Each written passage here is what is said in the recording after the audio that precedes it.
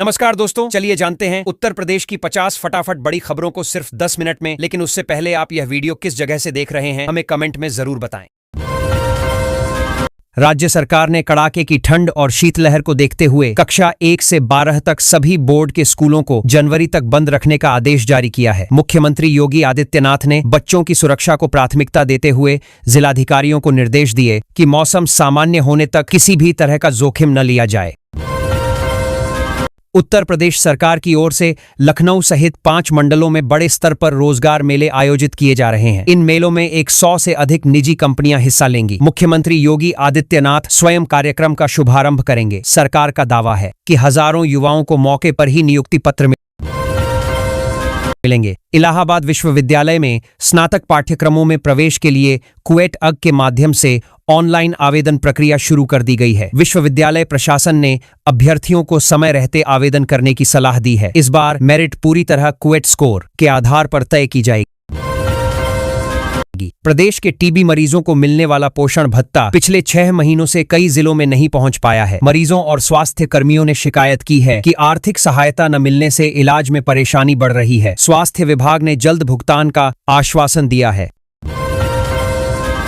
लखनऊ में प्रस्तावित AICT परियोजना का प्रारंभिक खाका तैयार कर लिया गया है। योजना के अनुसार 60% क्षेत्र को कोर टेक्नोलॉजी जोन और 40% क्षेत्र को आवास, शिक्षा व अन्य सुविधाओं के लिए विकसित किया जाएगा। सरकार इसे भविष्य की स्मार्ट सिटी के रूप में विकसित करना चाहती है। प्रयागराज में माघ मेला 2026 का शुभारंभ पौष पूर्णिमा के पहले स्नान के साथ हो गया है। त्रिवेणी संगम में लाखों श्रद्धालुओं ने आस्था की डुबकी लगाई। कल्पवास भी शुरू हो चुका है। प्रशासन ने सुरक्षा, सफाई और यातायात के विशेष इंतजाम किए हैं। माघ मेले के दौरान संगम तक पहुंचने के लिए बनाए गए पांटून पुलों पर भारी भीड़ देखने को मिली। श्रद्धालु पैदल चलते हुए संगम पहुंचे। पुलिस और प्रशासन ने भीड़ नियंत्रण के लिए अतिरिक्त फोर्स तैनात की है ताकि किसी प्रकार की अव्यवस्था न हो। उत्तर प्रदेश के 35 से अधिक जिलों में भीषण शीतलहर का अलर्ट जारी किया गया है। 11 जिलों में घना कोहरा छाया हुआ है। कई इलाकों में न्यूनतम तापमान 5 से 7 डिग्री सेल्सियस तक गिर गया है, जिससे जनजीवन प्रभावित हो रहा है। बाराबंकी प्रदेश का सबसे ठंडा जिला दर्ज किया गया है। यहां तापमान तेजी से गिरने के कारण लोग घरों में दुबकने को मजबूर हैं। घने कोहरे की वजह से रेल और हवाई सेवाएं प्रभावित हुई हैं और कई ट्रेनों को घंटों देरी से चलाया जा रहा है। घने कोहरे के कारण प्रदेश भर में कई ट्रेनें घंटों लेट चल रही हैं। यात्रियों को स्टेशनों पर लंबा इंतजार करना पड़ रहा है। रेलवे प्रशासन ने यात्रियों से अपील की है कि यात्रा से पहले ट्रेन की स्थिति की जानकारी जरूर लें। कानपुर में गंगा नदी में एक डॉल्फिन मृत अवस्था में मिली है। प्रारंभिक जांच में प्रदूषण के कारण लीवर डैमेज की आशंका जताई गई है। वन विभाग और प्रदूषण नियंत्रण बोर्ड की टीम ने सैंपल लेकर जांच शुरू कर दी है। गोरखपुर एम्स के पूर्व कार्यकारी निदेशक के खिलाफ FIR दर्ज की गई है। आरोप है कि उन्होंने फर्जी प्रमाण पत्र के जरिए अपने बेटे को मेडिकल कॉलेज में दाखिला दिलवाया। मामले की जांच एजेंसियों द्वारा की जा रही है। इटाह जिले में पारिवारिक विवाद ने खौफनाक रूप ले लिया। साले की प्रेम कहानी से नाराज जीजा की कर दी गई। बताया जा रहा है कि लव मैरिज को लेकर पंचायत होनी थी, उससे पहले ही वारदात को अंजाम दिया गया। लखनऊ में एक युवक ने कर ली। सुसाइड नोट में उसने लिखा कि उसका मरा हुआ चेहरा उसकी गर्लफ्रेंड को दिखाया जाए। पुलिस मामले की जांच कर रही है और युवक के निजी संबंधों को खंगाला जा रहा है। बुलंदशहर में निर्माण कार्य के दौरान मिट्टी की ढांक गिरने से एक मजदूर की मौत हो गई। 4 घंटे की मशक्कत के बाद शव बाहर निकाला जा सका। प्रशासन ने जांच के आदेश दिए हैं और ठेकेदार की भूमिका की भी पड़ताल हो रही है। बाराबंकी में सीतापुर से लापता छात्रा का बरामद किया गया है। परिजनों ने एक युवक पर लगातार परेशान करने का आरोप लगाया है। पुलिस ने शव को पोस्टमार्टम के लिए भेजकर आरोपी की तलाश शुरू कर दी है। पीलीभीत में तेज रफ्तार बाइक की चपेट में आने से 2 साल के बच्चे की मौत हो गई। हादसे में बच्चे का पिता गंभीर रूप से घायल हुआ है। पुलिस ने मामला दर्ज कर जांच शुरू कर दी है। लखनऊ में एक रिटायर्ड होमगार्ड ने खुद को गोली मारकर कर ली। घटना से इलाके में सनसनी फैल गई। पुलिस को मौके से लाइसेंसी हथियार मिला है और आत्महत्या के कारणों की जांच की जा रही है। प्रयागराज के कीटगंज इलाके में देह व्यापार के मामले का खुलासा हुआ है। पुलिस ने छापेमारी कर 4 युवतियों को आपत्तिजनक हालत में पकड़ा है। नेटवर्क से जुड़े अन्य लोगों की तलाश जारी है। बरेली में डी फार्मा डिग्री दिलाने के नाम पर 8 युवकों से लाखों रुपए की ठगी की गई। फर्जी संस्थान और नकली दस्तावेजों का इस्तेमाल किया गया। पुलिस ने मामला दर्ज कर जांच शुरू कर दी है। लखनऊ के चारबाग रेलवे स्टेशन पर भीड़ नियंत्रण के लिए होल्डिंग एरिया बनाने की योजना पर काम शुरू हुआ है। यहां यात्रियों के बैठने और ठहरने की सुविधा होगी ताकि प्लेटफॉर्म पर दबाव कम किया जा सके। मुख्यमंत्री योगी आदित्यनाथ ने वाराणसी में अधिकारियों को सख्त निर्देश दिए हैं कि काशी की छवि खराब करने वालों के खिलाफ कड़ी कार्रवाई की जाए। उन्होंने कहा कि धार्मिक नगरी की गरिमा से कोई समझौता नहीं होगा। वाराणसी में ठंड से बचाव के लिए मुख्यमंत्री योगी ने रैन बसेरों का निरीक्षण किया। उन्होंने जरूरतमंदों को कंबल और भोजन वितरित किया तथा अधिकारियों को ठंड से राहत के इंतजाम बेहतर करने के निर्देश दिए। उत्तर प्रदेश क्रिकेट टीम की नई जर्सी का अनावरण किया गया है। खिलाड़ियों और खेल प्रेमियों में इसे लेकर उत्साह देखा गया। जर्सी में पारंपरिक रंगों के साथ आधुनिक डिजाइन को शामिल किया गया है। बरेली में खेले गए स्थानीय क्रिकेट मुकाबले में एनआईएस क्रिकेट टीम ने रोमांचक जीत दर्ज की। अंतिम ओवर तक चले मुकाबले में दर्शकों को जबरदस्त रोमांच देखने को मिला। लखनऊ के हजरतगंज इलाके में लोक गायिका नेहा सिंह राठौर से पुलिस ने पूछताछ की है। मामला सोशल मीडिया पोस्ट से जुड़ा बताया जा रहा है। पुलिस कानूनी पहलुओं की जांच कर रही है। प्रदेश में लगातार पड़ रही कड़ाके की ठंड से सब्जी उत्पादन प्रभावित हुआ है। किसान बताते हैं कि पाले और कम तापमान के कारण फसलें खराब हो रही हैं, जिससे बाजार में सब्जियों के दाम बढ़ने की आशंका है। अयोध्या पिछले 10 वर्षों में देश के बड़े धार्मिक पर्यटन केंद्र के रूप में उभरी है। राम मंदिर आंदोलन और विकास कार्यों के बाद श्रद्धालुओं की संख्या में लगातार वृद्धि हो रही है, जिससे स्थानीय अर्थव्यवस्था को भी मजबूती मिली है। योगी सरकार ने वर्ष 2026 में बड़े पैमाने पर रोजगार सृजन का लक्ष्य तय किया है। राज्य सरकार की योजना के अनुसार इस वर्ष लगभग 1.5 लाख युवाओं को सरकारी नौकरी देने की तैयारी है। विभिन्न विभागों में भर्ती प्रक्रिया को तेज किया जा रहा है ताकि युवाओं को समय पर अवसर मिल सके।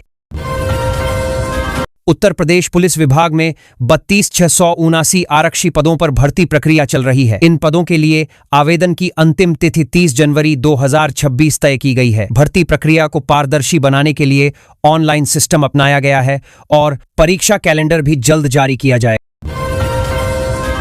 फैमिली आईडी योजना को उत्तर प्रदेश सरकार ने और विस्तार दिया है। अब इस योजना के तहत 98 से अधिक सरकारी योजनाओं को जोड़ा गया है। सरकार का दावा है कि इससे 15 करोड़ से अधिक लोग सीधे लाभान्वित होंगे और योजनाओं का लाभ बिना भेदभाव के पहुंचेगा। निवेश मित्र 3 को जनवरी 2026 में लॉन्च करने की तैयारी पूरी हो चुकी है। यह एक अत्याधुनिक सिंगल विंडो क्लियरेंस सिस्टम होगा, जिससे उद्योगों को अनुमति लेने में आसानी होगी। सरकार का उद्देश्य निवेश प्रक्रिया को सरल, तेज और पारदर्शी बनाना है। देश के कई जिलों में प्रशासनिक स्तर पर तबादले और नई पोस्टिंग की गई हैं। सरकार का कहना है कि यह बदलाव प्रशासनिक कार्यों को और बेहतर बनाने के उद्देश्य से किए गए हैं। अधिकारियों को नई जिम्मेदारियां सौंपी गई हैं। जेल से रिहाई के नियमों में पारदर्शिता बढ़ाने के लिए सरकार ने नए निर्देश जारी किए हैं। अब पात्र बंदियों को समय पर रिहाई सुनिश्चित करने के लिए प्रक्रिया को सरल बनाया जाएगा और निगरानी तंत्र को मजबूत किया जाएगा। भ्रष्टाचार के खिलाफ सरकार ने सख्त रुख अपनाया है। कई जिलों में रिश्वतखोर अधिकारियों और कर्मचारियों के खिलाफ कार्रवाई की गई है। सरकार का कहना है कि भ्रष्टाचार के मामलों में किसी को बख्शा नहीं जाएगा। लखनऊ में ठंड से बचाव के लिए गरीबों और जरूरतमंदों के लिए नया नाइट शेल्टर शुरू किया गया है। यहां रहने, भोजन और गर्म कपड़ों की व्यवस्था की गई है। प्रशासन लगातार रैन बसेरों की निगरानी कर रहा है। वोटर लिस्ट अपडेट के तहत स्पेशल इंटेंसिव रिवीजन प्रक्रिया चल रही है। इसके अंतर्गत 6 जनवरी 2026 को ड्राफ्ट वोटर लिस्ट जारी की जाएगी। नागरिकों को नाम जांचने और आपत्तियां दर्ज कराने का मौका मिलेगा। ठंड को देखते हुए बिजली और पानी की आपूर्ति बनाए रखने के निर्देश दिए गए हैं। कई जिलों में अलाव और कंबल वितरण का कार्य तेज किया गया है। नगर निगम और प्रशासन मिलकर राहत कार्यों में जुटा हुआ है। घने कोहरे के कारण सड़कों और हाईवे पर दृश्यता बेहद कम हो गई है। कई जगहों पर ट्रैफिक प्रभावित हुआ है। पुलिस ने वाहन चालकों से धीमी गति और फॉग लाइट का इस्तेमाल करने की अपील की है। प्रदेश के विभिन्न जिलों में किसान अपनी मांगों को लेकर प्रदर्शन कर रहे हैं। फसल नुकसान, गन्ना भुगतान और बिजली दरों को लेकर किसान संगठनों ने प्रशासन को ज्ञापन सौंपे हैं। पुलिस स्थिति पर नजर बनाए हुए है। है। कुछ जिलों में दलित और आदिवासी समुदाय से जुड़े मुद्दों को लेकर तनाव की खबरें सामने आई हैं। प्रशासन ने शांति बनाए रखने के लिए अतिरिक्त पुलिस बल तैनात किया है और मामले की निगरानी की जा रही है। नए प्रदेश अध्यक्ष पंकज चौधरी का 5 जनवरी को गोरखपुर दौरा प्रस्तावित है। इस दौरान वे पार्टी कार्यकर्ताओं के साथ बैठक करेंगे और संगठनात्मक मजबूती पर चर्चा करेंगे। राजनीतिक गतिविधियां तेज हो गई हैं। कोहरे के कारण कई ट्रेनों का संचालन प्रभावित हुआ है। कुछ ट्रेनें देरी से चल रही हैं, जबकि कुछ को रद्द किया गया है। रेलवे प्रशासन यात्रियों को यात्रा से पहले स्थिति जांचने की सलाह दे रहा है। स्वास्थ्य विभाग ने ठंड से होने वाली बीमारियों को लेकर अलर्ट जारी किया है। बुजुर्गों, बच्चों और बीमार लोगों को विशेष सावधानी बरतने की सलाह दी गई है। सरकारी अस्पतालों में अतिरिक्त इंतजाम किए गए हैं। घने कोहरे और ठंड के कारण पर्यटन गतिविधियां प्रभावित हुई हैं। आगरा में ताजमहल समेत कई पर्यटन स्थलों पर पर्यटकों की संख्या कम देखी गई है। पर्यटन विभाग स्थिति पर नजर बनाए हुए है।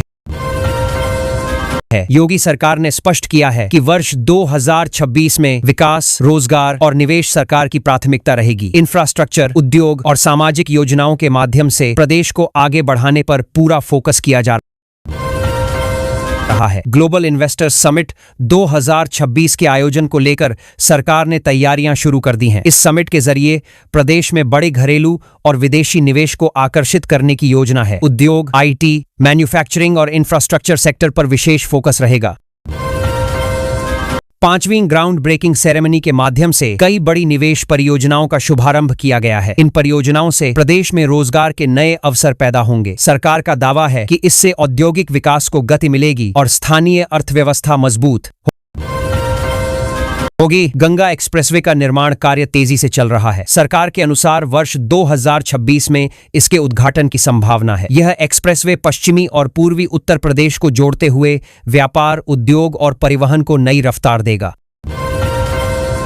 जेवर इंटरनेशनल एयरपोर्ट परियोजना पर कार्य प्रगति पर है। सरकार का कहना है कि 2026 में यह उत्तर भारत के सबसे बड़े एयरपोर्ट्स में शामिल होगा। इससे नोएडा, ग्रेटर नोएडा और पश्चिमी यूपी के विकास को बड़ा बढ़ावा मिलेगा।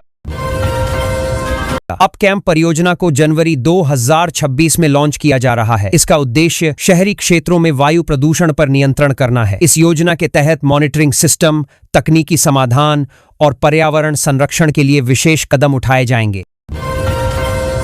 उत्तर प्रदेश दिवस का आयोजन 24 से 26 जनवरी 2026 तक किया जाएगा। इस दौरान सांस्कृतिक कार्यक्रम, विकास प्रदर्शनी और निवेश से जुड़े आयोजन होंगे। सरकार इसे प्रदेश की उपलब्धियों को प्रदर्शित करने के बड़े मंच के रूप में देख रही है। भीषण शीतलहर और घना कोहरा पूरे उत्तर प्रदेश में जारी है। वाराणसी, लखनऊ, प्रयागराज समेत कई शहरों में तापमान तेजी से गिरा है। लोग अलाव जलाकर और गर्म कपड़ों का सहारा लेकर ठंड से बचाव कर रहे हैं। प्रशासन अलर्ट मोड पर है। मुख्यमंत्री योगी आदित्यनाथ के निर्देश पर कक्षा 12 तक के सभी सरकारी और निजी स्कूलों में अवकाश 5 जनवरी 2026 तक बढ़ा दिया गया है। ठंड और कोहरे को देखते हुए यह फैसला लिया गया है ताकि बच्चों के स्वास्थ्य पर कोई असर न पड़े। मौसम विभाग ने 5 से 9 जनवरी के बीच शीतलहर और घने कोहरे को लेकर अलर्ट जारी किया है। पश्चिमी उत्तर प्रदेश में 5 जनवरी तक बेहद घना कोहरा छाए रहने की संभावना है। लोगों को सावधानी बरतने की सलाह दी गई है। मुख्यमंत्री योगी आदित्यनाथ ने वाराणसी के टाउन हॉल स्थित रैन बसेरे का निरीक्षण किया। उन्होंने वहां ठहरे जरूरतमंदों को कंबल और भोजन वितरित किया। सीएम ने अधिकारियों को निर्देश दिए कि ठंड में किसी भी गरीब को परेशानी न हो। लखनऊ में सोशल मीडिया पोस्ट को लेकर कवयित्री नेहा सिंह राठौर को पुलिस ने पूछताछ के लिए हिरासत में लिया। पुलिस का कहना है कि मामले की जांच की जा रही है। घटना के बाद राजनीतिक और सामाजिक प्रतिक्रियाएं भी सामने आई हैं। बरेली जिले में 16 वर्षीय दलित किशोर के साथ गंभीर अत्याचार का मामला सामने आया है। आरोप है कि उसका अपहरण कर मारपीट की गई और निर्वस्त्र कर वीडियो बनाया गया। पुलिस ने मामला दर्ज कर जांच शुरू कर दी है। मुजफ्फरनगर में किसान नेताओं ने एसएसपी कार्यालय पर प्रदर्शन किया। किसानों का आरोप है कि उनके मुद्दों की अनदेखी की जा रही है। प्रदर्शन के दौरान तनाव की स्थिति बनी रही और पुलिस ने हालात को संभालने के लिए अतिरिक्त बल तैनात किया। प्रयागराज में माघ मेला 2026 जारी है। बड़ी संख्या में श्रद्धालु त्रिवेणी संगम में स्नान कर रहे हैं। मेले के दौरान सुरक्षा व्यवस्था कड़ी की गई है और 2 फर्जी बाबाओं को पुलिस ने पकड़कर पूछताछ शुरू की है। घने कोहरे के कारण उत्तर प्रदेश में हवाई सेवाएं प्रभावित हुई हैं। लखनऊ एयरपोर्ट पर कई फ्लाइट्स देरी देरी से चलीं, जबकि कुछ को वापस लौटना पड़ा। यात्रियों को भारी परेशानी का सामना